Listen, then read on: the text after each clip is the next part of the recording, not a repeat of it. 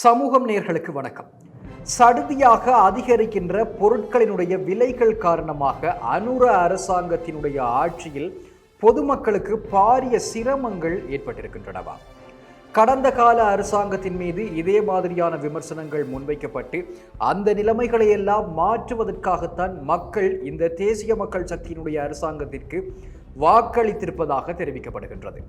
அதனை ஒரு கருப்பொருளாக எதிர்க்கட்சிகள் மீண்டும் மீண்டும் அவற்றை வைத்து விமர்சனம் செய்து கொண்டிருக்கின்றன தேசிய மக்கள் சக்தியினுடைய அரசாங்கத்தை. இந்த நிலையில் பண்டிகை காலம் நெருங்கி வருகின்ற தற்போதைய காலகட்டத்தில் அன்றாட பாவனைக்கான அத்தியாவசிய பொருட்களினுடைய விலைகள் அதிகரித்திருப்பதாக மக்கள் விசனம் தெரிவிக்கின்றார்கள். இதனால் அவர்கள் கடும் நெருக்கடிகளுக்கு உள்ளாகி இருக்கிறார்கள். அரிசியினுடைய விலை, தேங்காயினுடைய விலை, தேங்காய் எண்ணெய், மரக்கறிகள் போன்றவற்றினுடைய விலைகள் தாக்குப்பிடிக்க முடியாத வகையில் உயர்ந்திருக்கின்றது. இதன் காரணமாக குறைந்த வருமானம் பெறுகின்றவர்கள் மிகுந்த நெருக்கடியை எதிர்நோக்கி இருக்கின்றார்கள். தற்போது சந்தையிலே 1 கிலோ வெள்ளை அரிசி 240 தொடக்கம் 260 ரூபாவாகவும், தேங்காய் ஒன்றினுடைய விலை 220 தொடக்கம் 240 ரூபாவாகவும் விற்பனை செய்யப்படுகின்றது. ஆனால் அரிசியினுடைய விலை அடுத்த மாதத்தினுடைய இறுதி பகுதியிலே குறைவடையும் என்று எதிர்பார்க்கலாம் என்று வடக்கு மாகாணத்தைச் சேர்ந்த அரிசி ஆலை உரிமையாளர்கள் தெரிவித்திருக்கின்றார்கள். ஆனால் இன்றைய தினம் வெளியாக இருக்கின்ற ஒரு செய்தி, கட்டுப்பாட்டு விலையை நீக்குவது தொடர்பாக அரிசி ஆலை உரிமையாளர்கள் கோரிக்கையை அரசாங்கத்திடம் முன்வைத்திருப்பதாக செய்தி ஒன்று வெளியாகி இருக்கின்றது. கட்டுப்பாட்டு விலை நீக்கப்படுமாக இருந்தால் மீளவும் அரிசியினுடைய விலை அதிகரிக்கும் என்கின்ற அச்சம் நிலவுகின்றது. நேற்றைய தினம் செய்தி தொகுப்பிலே நாங்கள் பார்த்திருந்தோம், வடக்கு மாகாணத்தில் வடக்கு மாகாண ஆளுநர் வேதநாயகன் மற்றும் கடற்றொழில் அமைச்சர் ராமலிங்கம் சந்திரசேகர் ஆகியோரை சந்தித்து கலந்துரையாடி இருந்த வடக்கு மாகாண அரிசி ஆலை உரிமையாளர்கள் வருகின்ற ஒரு மாதத்திற்கு பின்னர் அரிசியினுடைய விலை நிச்சயம் குறையும் என்பதனை எதிர்பார்க்கலாம் என்று அவர்கள் தெரிவித்திருந்தார்கள்.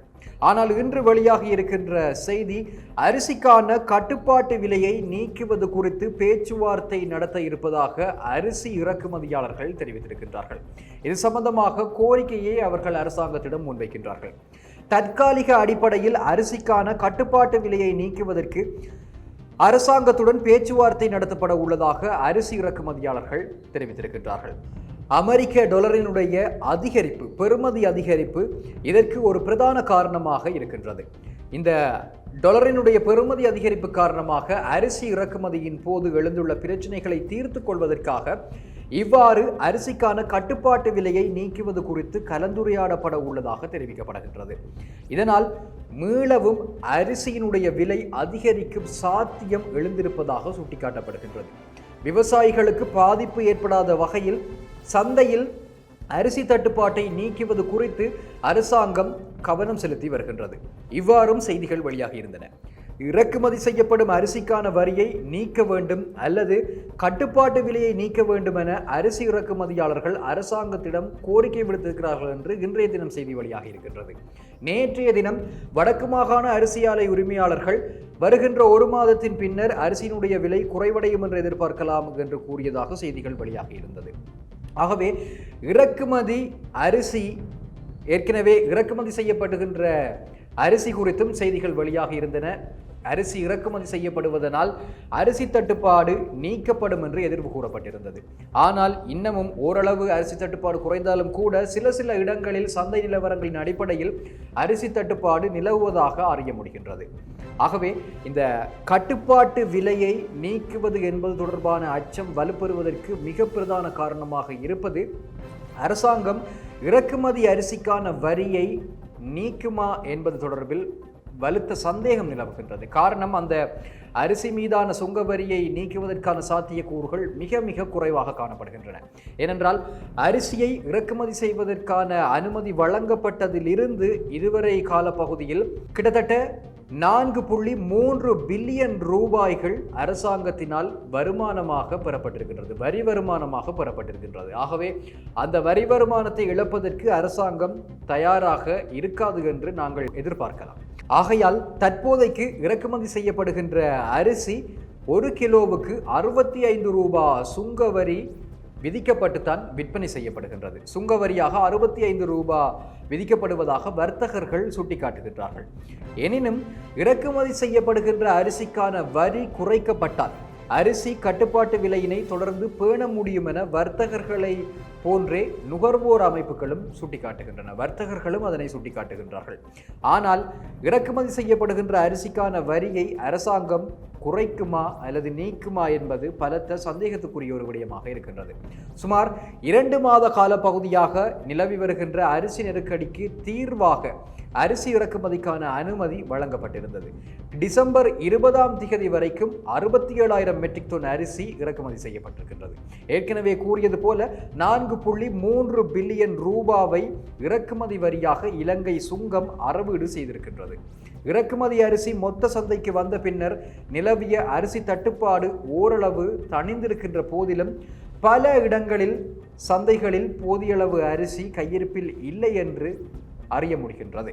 ஆகவே இந்த அரிசி பிரச்சினை, அதே போல தேங்காய் பிரச்சினை, தேங்காய் எண்ணெய் விலையேற்றம், மரக்கறிகளினுடைய விலையேற்றம், இவை அனைத்தும் இந்த பண்டிகை கால பகுதியில் மக்களை அழுத்தத்திற்கு உள்ளாக்கி இருக்கின்றது என்பது உண்மை.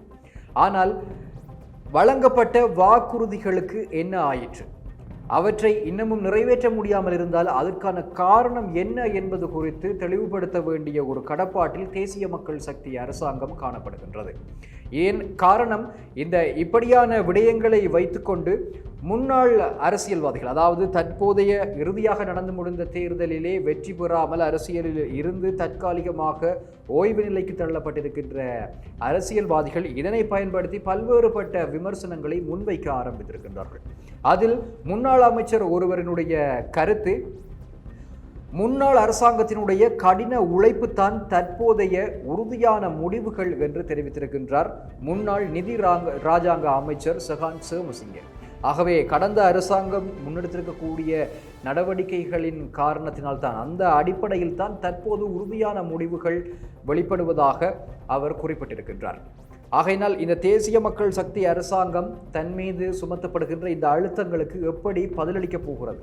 அதேவேளை பதிலளிப்பதோடு மட்டும் நின்றுவிடாமல் இந்த நெருக்கடிகளுக்கான தீர்வினை எப்படி வழங்கப் போகின்றது? விலைவாசி உயர்வு என்பது கடந்த ஜனாதிபதி ரணில் விக்ரமசிங்கே, அவருக்கு முன்னர் பதவி வகித்த கோட்டாபய ராஜபக்ஷ ஆகியோருடைய காலப்பகுதிகளை காட்டிலும் தற்போது பல்வேறு பொருட்கள் அதிகமான விலைகளில் விற்கப்படுவதாக கூட சந்தேகங்கள் இருக்கின்றன. ஆகவே உண்மையில் இந்த பொருளாதார நெருக்கடிக்கு தீர்வை வழங்கும் என்று எதிர்பார்க்கப்பட்ட அரசாங்கத்தினுடைய ஆட்சி பகுதியிலே இந்த பொருட்களுக்கான விலைவாசி அதிகரிப்பு என்பது மக்களை எப்படி பாதித்திருக்கின்றது என்பதற்கு நிச்சயம் பதில் சொல்ல வேண்டிய ஒரு நிலைமையில் இந்த அரசாங்கம் காணப்படுகின்றது. பார்க்கலாம் அவர்கள் இதற்கான பொறிமுறைகளை எப்படி கட்டி அமைக்கப் போகின்றார்கள். பிறக்கவிருக்கின்ற புது வருடத்தில் இதற்கான தீர்வுகளை அவர்கள் முழுவதுமாக அமுல்படுத்துவார்களா என்பதனை பார்க்க வேண்டியிருக்கின்றது. நன்றி நேர்களே, மற்றும் ஒரு செய்தி தொகுப்பில் சந்திக்கலாம். அதுவரை உடனுக்குடன் தகவல்களை பெற்றுக்கொள்வதற்கு தொடர்ந்தும் சமூகத்துடன் இணைந்திருங்கள்.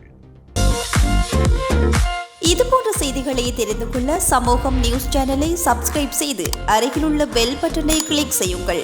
மேலும் இதுபோன்ற செய்திகளை உடனுக்குடன் தெரிந்து கொள்ள சமூகம் மீடியா.com என்ற இணையதளத்தின் வாயிலாகவும் எங்களுடன் இணைந்திருங்கள்.